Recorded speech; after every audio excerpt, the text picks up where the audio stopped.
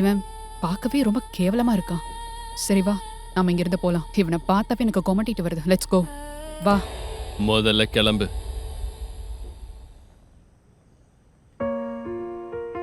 ஆத்தி, நீ கவலைப்படாத, இதெல்லாம் சரியாயிடும்.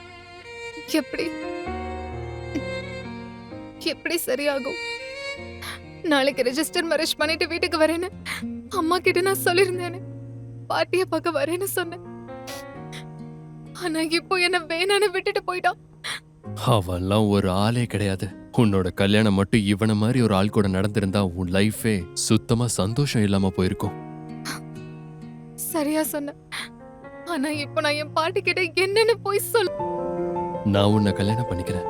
ஆனா யாருன்னே தெரியாத ஒரு பொண்ணுக்காக நீ ஏன் இந்த மாதிரி பண்ற? ஆர்த்தி, நீ என்ன பொறுத்த வரைக்கும் யாரும் ஒருத்தி கிடை.